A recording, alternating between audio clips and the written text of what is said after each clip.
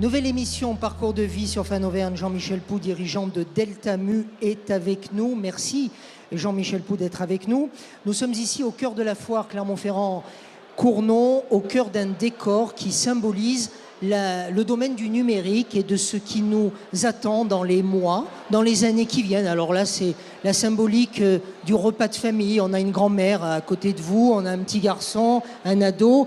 On a certainement le père de famille qui nous dit peut-être pour que les lapins les voient de loin, ça doit être la réponse à une question qu'on peut avoir en cliquant sur la table. On va parler de tous ces objets. Votre entreprise, Jean-Michel Pou, est basée près de Clermont-Ferrand. C'est une petite PME qui bouscule depuis 2 décennies l'univers des mesures industrielles. Il s'agit d'un service. Je suis obligé de lire mes fiches parce que c'est très compliqué ce que fait ce monsieur. Non. Il s'agit d'un service numérique dédié à la fiabilité des mesures industrielles, avec donc l'ambition d'améliorer sensiblement la compétitivité des entreprises. Est-ce que vous pouvez m'éclairer un peu plus sur ce qu'est votre métier? Vulgairement, au sens noble du terme, vous l'appelez la métrologie. Ah oui, alors c'est pas vulgaire du tout, c'est son nom, la métrologie. La métrologie, c'est la science des mesures. Une révélation pour se faire plaisir ce soir, puisqu'on est en bonne compagnie. Toutes les mesures sont fausses. C'est-à-dire? C'est-à-dire qu'on ne sait pas mesurer juste. Et mon métier, c'est de savoir si elles sont suffisamment peu fausses pour être représentatives de la réalité. On parle de quelles mesures? N'importe lesquelles. Les mesures, par exemple, celles qui sont entre nous, là? Ah bah, si je voulais mesurer la distance qui est entre nous deux, j'aurais un résultat de mesure, une valeur, qui serait fausse. Elle serait à plus ou moins quelque chose, pour 1000 raisons. Entre nous, il y a un problème de définition, de quel point à quel point. Je vais prendre un mètre à ruban, c'est une fabrication industrielle, il n'est pas parfait. Ici, il ne fait pas 20 degrés, il fait un petit peu plus, donc le mètre à ruban sera dilaté. Enfin, il y a 1000 raisons qui font qu'on ne peut pas mesurer juste. Alors, vous ne me croyez pas, je le sais. Parce que moi-même, je n'y crois pas à ça. Donc, imaginez, ça fait 20 ans que c'est mon métier. C'est intéressant de savoir pourquoi on n'y croit pas. Simplement parce que depuis que vous êtes tout petit, comme moi, vous avez entendu des résultats de mesure qu'on vous a présentés comme justes. Quand vous allez faire votre plein d'essence, on ne vous dit pas que c'est à plus ou moins quelque chose. Quand vous allez chez le boucher, on ne vous dit pas que c'est à plus ou moins quelque chose. Quand vous recevez... On se contente de regarder les chiffres. La valeur. Et on fait confiance. Absolument. Alors, vous avez raison de faire confiance, puisque l'État s'occupe de nous depuis 1836 sur cette problématique de la loyauté des échanges commerciaux. C'était une demande à la veille de la Révolution française. On voulait un roi, une loi, un poids et une mesure, au sens propre. Aujourd'hui, on utilise cette expression au sens figuré, mais à l'époque, c'était au sens propre. Est-ce que vous avez déjà commandé du bois chez vous pour vous chauffer? Oui, ça m'est arrivé. Quand la personne vous amène 10 terres de bois, vous ressentez quoi? Pardon? Vous ressentez quoi? Ah ben que ça va être très lourd à bouger. D'accord, mais vous n'avez pas de doute sur la quantité? Si. Voilà. Si, non, sincèrement, si. À la veille de la Révolution française, c'était ça, chaque fois qu'on achetait quelque chose. Donc l'État a pris ce problème en main, a mis en place la métrologie légale, a organisé la confiance dans les résultats de mesure dans le commerce. Et donc, puisqu'on est né dans ce monde-là, on croit que les mesures sont justes. Mais alors, aujourd'hui, le fait d'être plus précis, plus professionnel dans les mesures, qu'est-ce que ça apporte à des entreprises que de faire confiance à votre entreprise, Jean-Michel Pou? Alors, le problème, c'est pas vraiment d'être plus précis, c'est d'être au juste nécessaire. Parce que non seulement j'ai créé une société qui s'appelle Deltamu, mais je préside aussi un cluster qui a été labellisé cluster d'excellence, voilà, Auvergne Efficience Industrielle. Notre objectif, c'est d'aider les industriels à améliorer leur performance. Alors, en quoi ce que je viens de vous dire, ça change la donne? Depuis 1836, on croit que les mesures sont justes. Donc tout le système industriel croit que les mesures sont justes. Je fais simple, c'est un peu plus complexe que ça, mais pour ce soir, on ne va pas rentrer dans les détails. Pour moi, pour vous, il fait simple. Merci. Ça, c'est pas vrai. Donc leur croyance est fausse. Pourtant, les voitures marchent. Donc en fait, elles surmarchent. C'est que nos systèmes, notre organisation industrielle a fait en sorte de prendre des sécurités pour être sûr, quand on fabrique une pièce, qu'elle va bien remplir sa fonction. Et cette pièce-là, on pourrait très probablement être un peu moins exigeant pour que ça marche de la même façon. Voilà. Donc, est-ce que les entreprises vous appellent réellement ou est-ce que ce que vous leur proposez est quand même encore du domaine de la nébuleuse? Vous dites non tout de suite. Non, mais bien sûr. Mais pourquoi nos clients d'aujourd'hui nous appellent pourquoi? Ils ont une problématique qui n'est pas celle-ci. Ils veulent être où ils sont certifiés qualité, ISO 9001 pour la plus connue, il y en a plein d'autres. Prenons les laboratoires de biologie médicale, c'est l'ISO 15189. Ces gens-là, quand ils veulent être certifiés ou accrédités pour les laboratoires de biologie, ils sont obligés de faire des choses en matière de mesure. Ce qu'ils font, c'est à mon sens pas satisfaisant, mais c'est les pratiques, c'est comme ça. Et nous, on les aide à faire pour moins cher et tant qu'à faire un petit peu mieux. Voilà. Donc aujourd'hui, nos clients sont plutôt des gens qui nous demandent de diminuer leurs coûts quasiment obligatoires pour être certifiés. On développe une compétence pour les aider à faire ça, mais parallèlement, on les incite à réfléchir au futur et notamment tout ce dont on parlait tout à l'heure sur les objets connectés dans le monde industriel, qui aura pour conséquence l'utilisation des technologies du big data, notamment le data mining, pour améliorer la compréhension et améliorer le pilotage des process pour fabriquer au juste prix.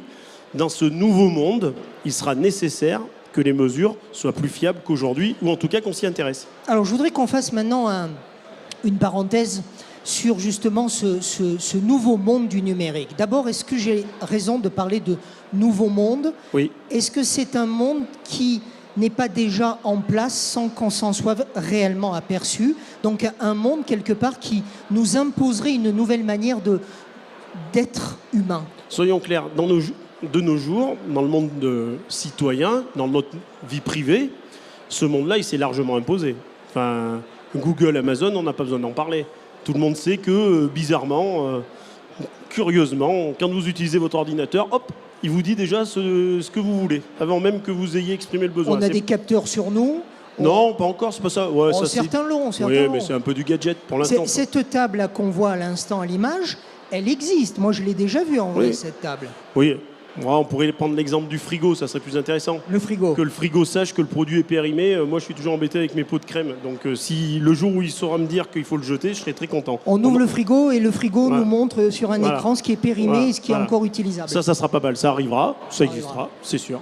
Quand, c'est pas encore aujourd'hui, mais ça viendra très très vite. Voilà. Donc, ce monde, il existe. Donc, dans le monde d'aujourd'hui, la technologie, les moyens de calcul, l'infrastructure numérique existe. Et maintenant, c'est la course aux idées, je l'ai dit tout à l'heure, des développeurs. Regardez sur les smartphones, tous les jours, ils sortent des nouvelles applis. Certaines sont totalement farfelues et il y en a d'autres qui sont très utiles. Les farfelus disparaissent, les très utiles, est-ce que dans ces cas-là, la limite, c'est notre imaginaire? Oui, je pense. Oui, enfin, oui et non. Ça a toujours été une course. Donc les gens très imaginatifs arriveront à caler la machine dans ses possibilités. Oui, mais c'est terrible ce que vous êtes en train de dire, Jean-Michel Pou, parce que ceux qui ne sont pas imaginatifs ou ceux qui sont complètement allergiques à toutes ces technologies, on en fait quoi concrètement? Non, mais il n'y a personne qui est allergique. Tout le monde aujourd'hui a un smartphone. Vous avez posé la question tout à l'heure, personne n'a levé la main. Alors, je dis aux internautes qui nous regardent et qui n'ont pas assisté à la première partie de notre rencontre, nous étions devant 500 personnes et effectivement, j'ai posé la question. Qui n'a pas de smartphone? Personne n'a levé la main. Peut-être qu'ils n'écoutaient pas. Tous ceux qui nous regardent sont forcément sur Internet, là, à l'instant où ils vous regardent. Moins epsilon. Mais il y a des tas de gens qui ne sont pas connectés. Ben, on est connecté sans le savoir aujourd'hui avec notre smartphone. Celui qui a un smartphone est connecté. On sait où il est, on sait ce qu'il fait, on sait à quelle vitesse il va, on sait plein de choses, on sait où il s'arrête. On sait énormément de choses. Il y a pas, on est fliqué en permanence. Non, moi je suis assez contre cette idée-là. Je pense que c'est un confort. Quand je suis perdu dans une ville en France ou ailleurs, je suis content d'avoir Google Maps pour trouver ma route. Donc je ne me sens pas du tout fliqué. En contrepartie, j'ai un service gratuit, Google Maps. Je vous laisse imaginer il y a 10 ans ou 20 ans combien on nous aurait facturé un tel service. C'était que pour les richissimes. Aujourd'hui, c'est gratuit, ça ne coûte rien. C'est normal qu'ils se rémunèrent parce qu'ils prennent de l'information sur moi. Ça ne me dérange pas tant qu'ils ne me perturbent pas dans ma vie privée. Tout à l'heure, vous parliez du cluster que vous avez créé, que vous présidez, Efficience Auvergne.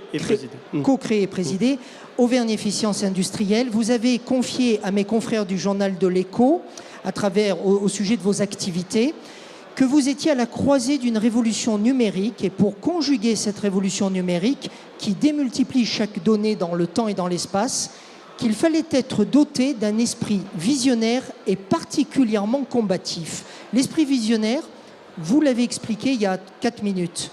L'esprit combatif, ça veut dire quoi? Ça veut dire qu'aujourd'hui, celui qui n'est pas dans la course du numérique, il est mort? Non, je pense pas. On parlait tout à l'heure, je ne sais plus avec qui, des lieux de rencontre en centre-ville pour aller voir une exposition ou pour aller boire un verre. C'est pas du numérique, il y en aura toujours. Et donc on n'est pas mort. Un bon restaurant, ça ne sera jamais remplacé par une bonne recette sur Marmiton. Donc non, c'est pas mort du tout. Combatif, ça veut dire quoi? Ça veut dire que, en tout cas ça a été le cas dans mon métier, c'est encore vrai aujourd'hui, pour faire changer les cultures, pour faire bouger les lignes, c'est très très compliqué. On a beaucoup d'habitudes, des habitudes qu'on croit être indéboulonnables. Et le problème du numérique est de faire comprendre, enfin en tout cas de faire adhérer un certain nombre de personnes qui peuvent être assez réfractaires au fait qu'en faisant comme ça sera mieux pour eux. On est tous un peu conservateurs. J'ai un exemple très clair en tête que je ne peux pas évoquer à l'antenne parce qu'il est assez confidentiel, mais on sait très bien qu'on peut proposer des services de meilleure qualité à la fois pour l'utilisateur et pour son écosystème. Là, je vais parler de développement durable. Mais on sait très bien aussi que ce nouveau système, il va avoir une barrière culturelle et psychologique parce que les gens n'ont pas l'habitude et il faut beaucoup de temps pour faire changer les choses. Alors, il y a des exemples qui prouvent le contraire. Je l'ai dit tout à l'heure aussi, il y a 7 ans, les smartphones n'existaient pas, 7-8 ans, aujourd'hui, tout le monde en a sur la planète. Donc il y a des gens il y a beaucoup de gens qui sont capables de reconnaître le bénéfice apporté par une solution et finalement la faire la leur, quoi. Enfin, en tout cas, l'acquérir et l'utiliser. Mais c'est pas toujours aussi flagrant qu'un smartphone. Un smartphone, c'est un téléphone amélioré. Mais le téléphone, on en a toujours eu. Il y a d'autres technologies où c'est de la rupture, c'est une autre façon de voir les choses et ça c'est très compliqué. Une dernière question, cette émission, notre entretien est diffusé sur un site qui s'appelle Fan Auvergne. Être fan de l'Auvergne, c'est là encore promouvoir des valeurs fortes de la région Auvergne. Votre cluster, il s'appelle Auvergne Efficience Industrielle. Quelque part, vous aussi, vous avez misé sur la notion auvergnate? Moi, alors, pour la petite histoire, il n'y a pas longtemps circulé sur Facebook un post qui disait je suis auvergnat, j'ai pas fait exprès, j'ai eu de la chance. Voilà. Donc je ne sais pas si je suis fan ou pas, mais je suis auvergnat et fier de l'être. Surtout quand l'ASM fait des bons résultats. Ils vont gagner. Voilà. Forcément un jour, c'est statistique. Enfin, c'est déjà arrivé. C'est une question de mesure. C'est ça. Derrière le mot efficience, qui n'est pas forcément un mot simple, puisque même au sein du cluster, il a fait débat sur sa définition, on est arrivé à un consensus et on a dit que l'efficience, c'était l'efficacité au juste coût. Alors jusque-là, ce n'est pas la révolution, sauf qu'au juste coût, on a mis un pluriel. Ce n'est pas au juste coût au singulier, c'est au juste coût au pluriel, c'est-à-dire en intégrant l'ensemble des coûts et pas simplement le coût de revient d'une pièce, d'un produit, d'un service. Et dans l'ensemble des coûts, il y a l'impact écologique. Et pourquoi on y est sensible? Parce qu'on est dans une terre particulièrement, je cherche mon mot, excusez-moi, il est tard, mais ce caractère auvergnat et être au cœur de cet environnement-là nous sensibilise forcément à ce que doit être le respect qu'on doit avoir vis-à-vis de notre écosystème. On serait parisien, peut-être qu'on se tracasserait moins de ça. Je n'offense pas les Parisiens, je dis juste qu'on y serait peut-être moins sensible. On y serait certainement moins sensible, vous avez raison. Certainement, je ne sais pas. C'est une question de mesure là encore. Jean-Michel Pou, merci d'avoir été notre invité. Nous avons donc réalisé cette émission au cœur de la foire exposition Clermont-Ferrand-Cournon. Merci à Georges Abicatar qui a réalisé la mise en image. D'autres émissions à découvrir sur ce même site. Merci, à bientôt.